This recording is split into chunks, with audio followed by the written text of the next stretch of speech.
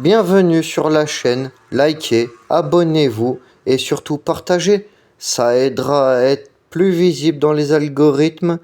Sur ce, bonne vidéo! Agriculteurs et défenseurs de l'environnement s'écharpent depuis plusieurs semaines au sujet de la proposition de loi Duplon qui prévoit notamment la réintroduction de manière dérogatoire d'un pesticide de la famille des nécotinoïdes. Les députés qui étaient plutôt favorables à la loi ont voté hier une motion de rejet, une tactique politique pour pouvoir mieux la faire passer en commission mixte paritaire. La FNSEA semble satisfaite, la Confédération paysanne s'oppose fermement à ce texte. On en parle tout de suite avec Fanny Métra, porte-parole nationale de la Confédération paysanne. Bonjour. Bonjour, merci. Avec plaisir. Et c'est parti pour l'entretien. Depuis quelques jours, la FNSEA, les jeunes agriculteurs ont fait beaucoup de bruit par rapport à la loi Duplon. On les a vus manifester un peu partout. Et notamment, hier, ils ont manifesté devant l'Assemblée nationale avant le vote du texte. Je propose de les écouter et on en parle juste après. Okay. Ce que nous voulons, nous, c'est protéger nos moyens de production. C'est ça l'essentiel et c'est ce que nous demandons aujourd'hui auprès donc des parlementaires, c'est d'être protégés comme nos voisins. Néonicotinoïdes, 28 pays États membres, 27 l'ont autorisé. On est le seul en France à ne pas avoir cette néonicotinoïde qu'on appelle acétamipride, qui est aujourd'hui considérée par l'EFSA, les scientifiques de l'Union européenne, comme, si bien utilisé, non dangereux pour la santé humaine et non dangereux pour les insectes, si bien utilisé.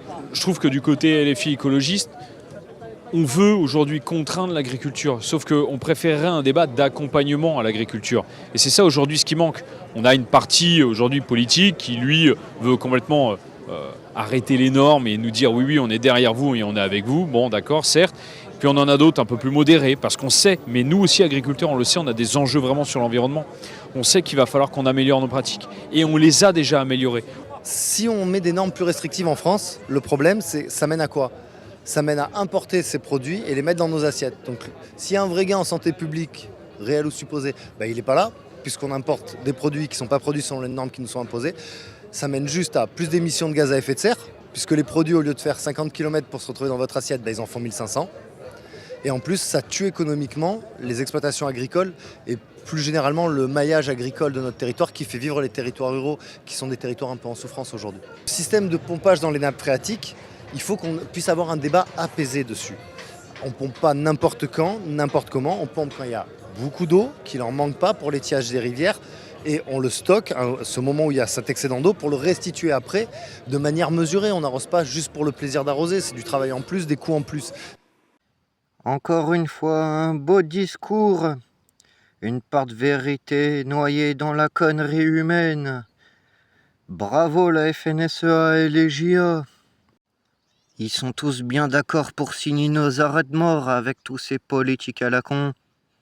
Et après ça se dit paysans? Non, c'est juste des putains d'agro-indus de merde. Générateurs de tous les maux qui enflamment nos terres et nos agriculteurs. Les mêmes qui viennent nous dire « Ah, le caca des vaches, ça pollue, il faut pas ». Mais c'est qui les premiers qui vont faire des camps de concentration pour élever des vaches? Encourage la déforestation massive des forêts tropicales, notamment l'Amazonie. Tout ça pour leur putain de soja, pour nourrir leurs bouffeurs de graines qui pensent qu'au profit de leur soi-disant de bonne conscience. Mais achetez-vous-en une et aussi un cerveau fonctionnel. Fanny, on vient d'entendre les jeunes agriculteurs et la FNSEA. Il y avait même, lors de cette manifestation, des panneaux qui indiquaient LFI écolo tueur d'agri. Qu'est-ce que vous pensez de ce qu'on vient d'entendre et justement de leur discours? Bon, c'est chouette d'être invité parce que quand même, en France, il y a quand même le mythe de l'unité paysanne qui perdure. Hier, on était à l'Assemblée nationale dans les tribunes avec des camarades. Dans le discours de la ministre, de la droite, de l'extrême droite, on parle des agriculteurs, de la profession agricole, comme si on était tous unifiés, entre autres derrière ce texte de loi, ce qui est complètement faux. Là, en effet, la vidéo montre des gens qui ont un discours assez modéré, ce qui n'est pas du tout le cas de Arnaud Rousseau et des têtes pensantes de la FNSEA. Je pense qu'il y a eu un lissage du discours. On est assez d'accord sur le constat dans les campagnes d'un vrai malaise paysan. C'est pour ça que l'année dernière, pendant les colères agricoles, tous les syndicats sont descendus dans la rue pour dire oui, il y a un vrai problème. Mais pour nous, le problème, il est économique. C'est une histoire de dignité, de revenus dignes pour toutes et tous. Et pour nous, ces mesures-là, clairement, c'est la FNSEA qui ne veut pas perdre la face et qui fait qui a pris des mesures comme ça sous la pression des lobbies de l'agro-industrie. Mais en fait, ça ne répond pas aux colères paysannes. Et là, on l'a vu, il y avait 8 tracteurs et moins de 200 manifestants FNSEA, soi-disant pour une méga giga manif de montée à Paris. En fait, ça ne répond pas aux attentes du monde agricole, clairement. Et pourquoi donc vous luttez contre ces lois? Parce qu'elles s'appellent quand même lever les contraintes sur le métier d'agriculteur. Donc qu'est-ce qui pose problème pour vous dans cette loi? Alors les contraintes, pour nous, elles sont, comme je disais, c'est une histoire de revenus. Nous, ce qu'on demande, c'est des prix minimum garantis, c'est une certaine protection en fait des produits alimentaires, c'est une meilleure répartition de la marge de l'amont et de l'aval.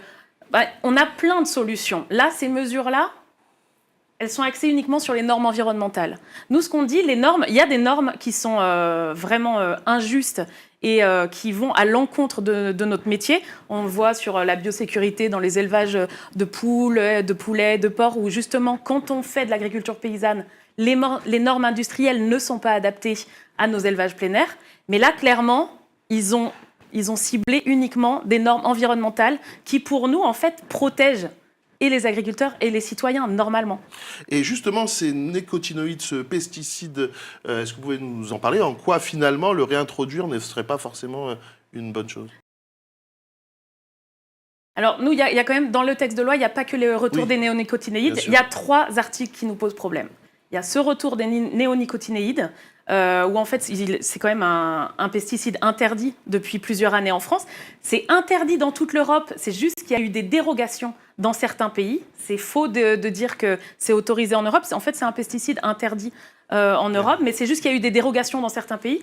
Quand on dit qu'il n'est pas dangereux pour la santé humaine, alors hier, ce week-end, il y a quand même une tribune dans Le Monde de 1200 médecins et scientifiques qui alertent sur le danger parce qu'en fait, ce pesticide reste dans l'eau et le danger de risque de cancer, de lymphome, surtout pour, entre autres, les bébés quand ils sont pas nés.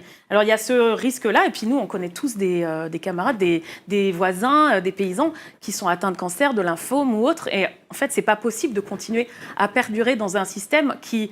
En fait, on est les premières victimes de ces méfaits. Mais il y a aussi quand même 2 autres articles qu'il ne faut pas oublier.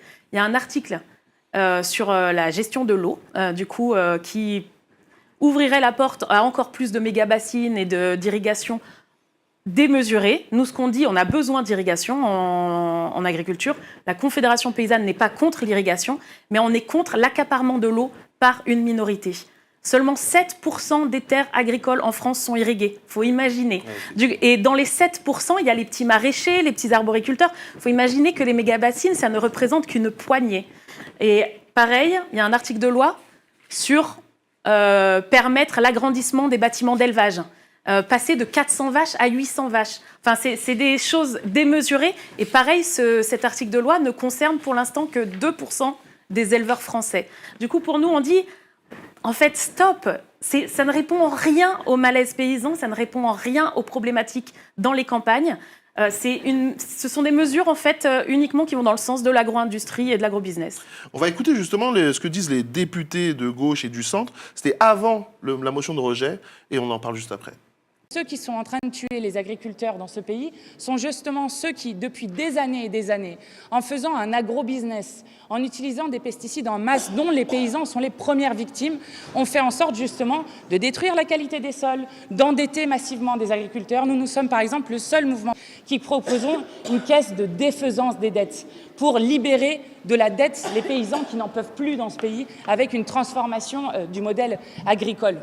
Je trouve qu'on prend le débat dans le mauvais sens. Le premier sens, c'est la question de la santé. C'est un scandale sanitaire, je dis, c'est l'équivalent du chlordécone, c'est l'équivalent de l'amiante, les néonicotinoïdes, l'acétamiprine, ça rend malade. Et le seul débat que nous devrions avoir, c'est la question des cancers que ça va provoquer. Depuis le mois de décembre, l'Union européenne, à la demande de la France, a décidé de réétudier l'autorisation de l'acétamiprine. C'est-à-dire que plutôt là de céder, Nous devrions mettre ensemble toute notre énergie pour que l'Union européenne l'interdise. On continue de fermer les yeux et on continue de céder à des vieilles logiques agricoles du XXe siècle qui ont pour biais de penser que seule l'agriculture qui utilise des pesticides est productive, ce qui est absolument faux, et seule l'agriculture qui est dépendante des pesticides est rentable, ce qui est également absolument faux depuis le début du XXIe siècle. Ce qu'il faut comprendre, c'est que plus on utilise de pesticides, plus on est dépendant de pesticides, parce que les pesticides ne sont pas sélectifs.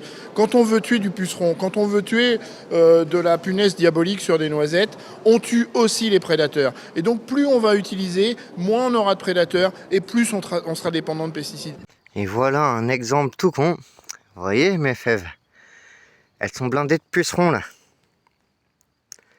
Si j'utilise des pesticides et tout ça,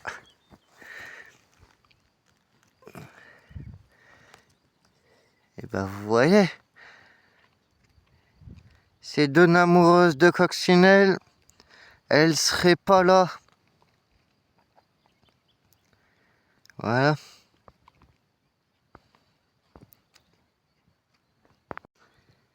Donc avant de mettre des pesticides, réfléchissez à la biodiversité. Pour lutter contre les pucerons, mettez des larves de coccinelle et non des pesticides. Les paysans alertent sur un modèle agricole qui pourrait parfois ne pas fonctionner, sur l'utilisation notamment des pesticides, etc. Qu'est-ce que vous répondez à ces paysans inquiets de cette proposition de loi? Moi, ce que je remarque, c'est qu'il n'est pas écrit qu'on vous impose d'utiliser ces pesticides. On est sur un usage particulier en lien avec certaines productions. Je rappelle la noisette, les pommes, peut-être les betteraves. Et bien évidemment, si l'usage s'en fait ressentir, c'est parce qu'il y a un besoin identifié. Et là encore, il sera cadré par un décret qui viendra restreindre le champ d'utilisation du pesticide en question. Est-ce que le problème de l'agriculture française, c'est pas plus la concurrence que les normes en elles-mêmes?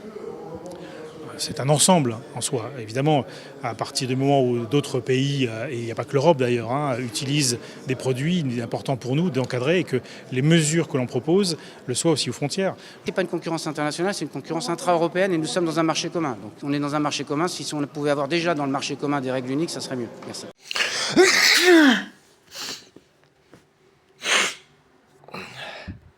Ah, je fais une allergie à l'ancien ministre de l'Agriculture.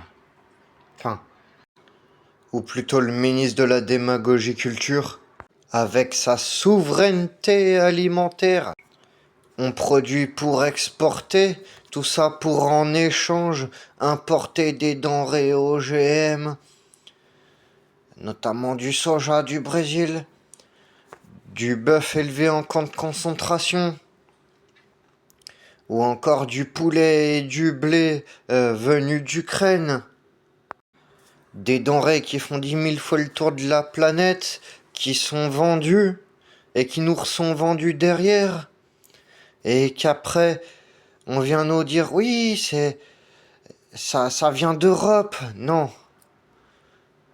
Ce que vous savez pas quand vous achetez un produit, c'est que c'est transformé en Europe, mais ça veut pas dire que ça y est produit. Les politiques et les agro-indus tuent l'agriculture française avec le Mercosur et toutes leurs zones de merde. Alors qu'on a un terroir, on a des valeurs qui massacrent jour après jour. Les paysans aussi, massacrés.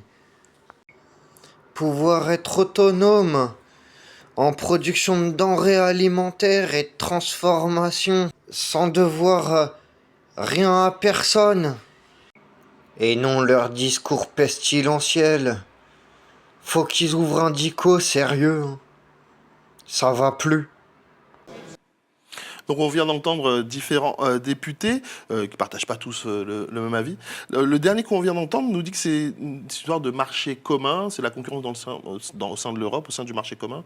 Qu'est-ce que vous pensez de justement cette... Ce dernier député, il était ministre de l'Agriculture il n'y a pas très longtemps.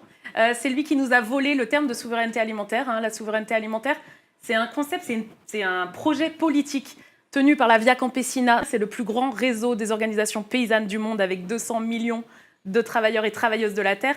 La souveraineté alimentaire, c'est faire en sorte que les peuples décident de son alimentation et du coup de son agriculture. en la protégeant s'il le faut. Parler de compétitivité à tout bout de champ, c'est pas possible. Pour nous, on pense que les paysans qui sont pris mains et pieds liés, piégés dans ce système, pour nous, ils sont victimes. Et ce qu'on demande, c'est que les politiques publiques, les pouvoirs publics, en fait, mettent le paquet pour sortir, pour permettre à toutes ces exploitations, nous on n'aime pas ce terme, mais là c'est clairement des exploitations agricoles, en fait, leur permettre, les accompagner pour sortir de ce piège, en fait, et les accompagner vers une transition agroécologique. En fait, il faut quand même savoir que le gros plan éco-phyto, qui avait été décidé en 2009, il avait dit on donne 1 milliard d'euros à l'agriculture pour sortir.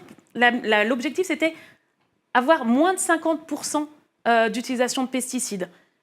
Aujourd'hui, on est à plus 15% depuis 2009. En fait, ce milliard, il est passé où ? À mon avis, dans la poche à notre cher Jupiter ou notre nono national. Tout cet argent qu'on met pour dépolluer les sols et l'eau, pour soigner, en fait, on le mettrait pour accompagner les paysannes et les paysans pour trouver d'autres solutions. Mais non, au lieu de ça, ils préfèrent financer une guerre qui n'est pas la nôtre. Jouer au Napoléon. Ce qu'ils savent pas, c'est que si tu regardes à travers l'histoire, tous ceux qui se sont pris à la Russie, Napoléon, Hitler, ils ont tous échoué. Alors arrêtez de leur filer tout notre pognon à l'Ukraine. Et faites des choses utiles, intelligentes. Comme investir pour le bien du développement de l'agriculture, des écoles, de la médecine, au lieu d'encourager une possible 3e guerre mondiale à venir. Certes, il y a des réelles problématiques, mais en fait, accompagnons pour que la monoculture, on arrête avec la monoculture, pour tout miser sur l'exportation à bas prix et du coup à l'importation aussi. En fait, c'est une histoire, il faut imaginer ce contexte-là avec une certaine complexité économique, mais il y a des leviers. En fait, après, il faut avoir le courage de le faire. Quand on voit Retailleau et Genevard, ministre de l'Agriculture, descendre devant l'Assemblée pour aller saluer les pontes de la FNSEA en disant « Ne vous inquiétez pas, on va vous soutenir quoi qu'il en soit, le texte passera ». Enfin, où sommes-nous, quoi ? Enfin, nous, on parle de trumpisation du débat, en fait, dans cette histoire. C'est du populisme à tout va. Hier, on était à l'Assemblée, c'était horrible, on a du mal à s'en remettre. Gueule de bois ce matin, réellement. Et après, on se plaint pourquoi le pays va mal.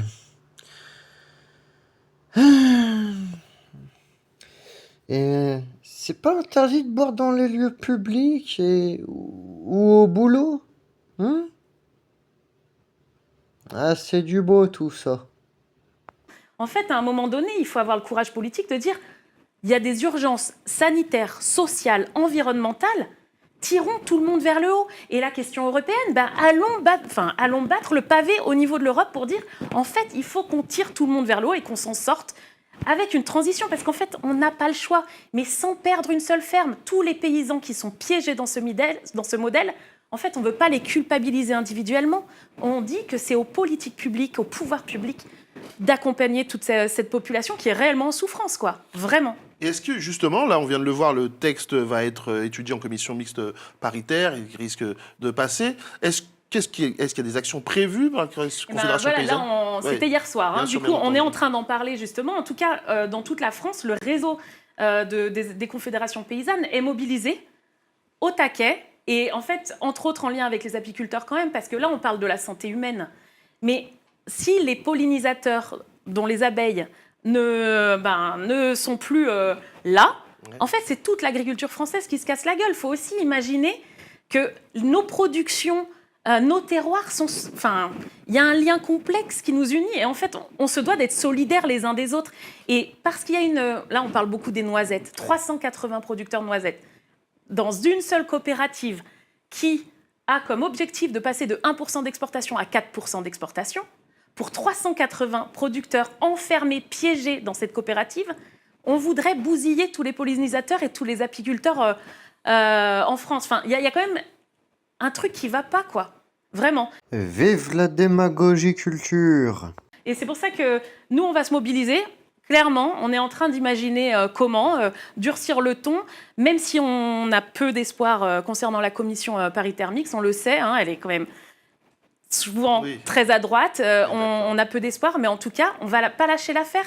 Et je pense que, en fait, il faut faire entendre que agriculteur, société, c'est pas antinomique. Agriculture et écologie, c'est pas antinomique. Quand on est paysan, quand on travaille avec le vivant, en fait, bousiller son sol, bousiller son eau pour arroser, bousiller ses ressources, on sait très bien que ça va durer un temps, mais que dans 10 ans, on disparaîtra. En fait, c'est vraiment scier la branche sur laquelle on est assis. Et ça, il faut que le monde paysan... En fait, moi, je comprends, hein, quand on est acculé de dettes, avec un revenu merdique, on sait qu'au bout, il n'y a pas de retraite à la clé. Et elle parle pas de la triste conséquence que ça. La triste moyenne des 2 paysans qui se foutent en l'air par jour. Mais ça, chut, faut pas en parler. Je comprends que les paysans, on leur dit en plus, là, il faut arrêter votre modèle qui pollue tout ça. Il y a une espèce de chape de plomb. Du plomb. Ah, ils l'ont bien trouvé, le nom de cette putain de loi. Et du plomb. Qu'est-ce que ça donne envie de leur mettre des coups de fusil avec du gros sel, faire bien sécher tous ces abrutis. Mais sortons ces gens du marasme, en fait. En tout cas, merci beaucoup Fanny Meytra d'avoir été avec nous pour justement revenir sur cette loi du plomb et comprendre que ce n'est pas simplement une histoire de normes, c'est au-delà de ça, c'est aussi une histoire de revenus, surtout même. Carrément. Donc du coup, merci à vous, porte-parole donc de la Confédération paysanne, et ça faisait du bien d'entendre un autre discours, parce que ces derniers jours, effectivement, on a beaucoup vu la FNSEA, on en parlait au tout début de cet entretien, et on avait l'impression que c'était tous les agriculteurs qui pensaient la même chose, et aujourd'hui, vous étiez là pour nous prouver le contraire.